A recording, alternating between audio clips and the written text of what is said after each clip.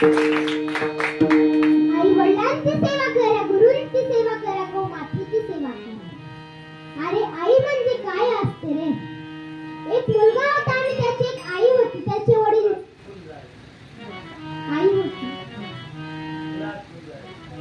फुलात फुल जायचे, जगात प्रेम आईचे. एक आई होती आणि तिचा एक मुलगा होता. मग त्याचं लग्न ठरलं होतं. महाराज, मुलगा आईवर प्रेम करत असतो, पण ते कुठून करत आहे? आईने त्याला जसा जन्म दिला आणि मोठं केलं, तेव्हा तो प्रेम करत असतो. जेव्हा त्याची बायको घरात आली, जेव्हा त्याचं लग्न झालं, तेव्हा तो आईला विसरतो. असंच मग त्याचं लग्न ठरलं, मोठा झाला तो. लग्न ठरल्यावर तो त्याच्या आईवर खूप प्रेम करायचा. पण त्याची होणारी बायको म्हणली, तुला तुझ्या आईवर खूप प्रेम आहे ना? तो म्हणाला, हो. तर ती म्हणाले, जर तुला माझ्यासोबत लग्न करायचं असेल तर तू तुझ्या आईचं काळीज आणायचं. मग तो घरी जातो आणि आईला म्हणतो, आई, माझ्या होणाऱ्या बायकोने तुझं काळीज मागितलंय ग. तेव्हा आई म्हणते, बाळा, तुझ्या सुखासाठी, तुझ्या संसारासाठी माझं काळीजच काय, तू काही पण नेऊ शकतो. आई म्हणाली, घे रे बाळा, घे माझं काळीज घे. तेव्हा तो छातीपासून तर बेबीपर्यंत आईला टर टर फाडून काढतो आणि तिचं काळीज घेतो. आणि सायकलीवर जात असताना असाच अंधार होता.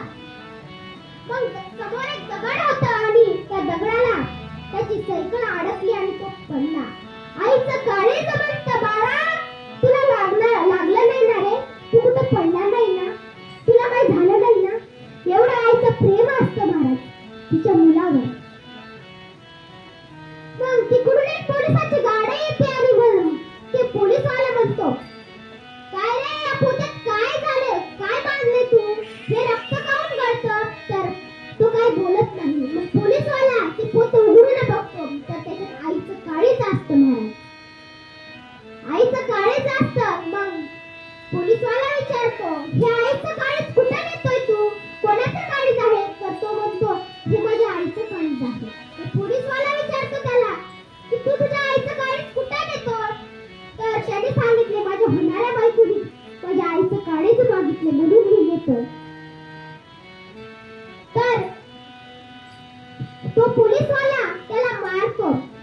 तर आईचं काळीज म्हणतं, साहेब, तुम्ही माझ्या लेकराला मारू नका हो. तुम्ही माझ्या लेकराला मारू नका. एवढं आईचं प्रेम असतं. आई म्हणजे काय काय असतं? आई म्हणजे सागर असतं. आई म्हणजे सुख असतं. आई म्हणजे दुःख असतं. आई हे आपलं सगळंच असतं. अरे आई म्हणजे काय? तर आई माझी मायेचा सागर, मातीने जीवना खर, तळपत्याउनात तू रख रख त्या रानात, राहिलीस ग आई तू माझ्यासाठी कष्टाच्या घामात.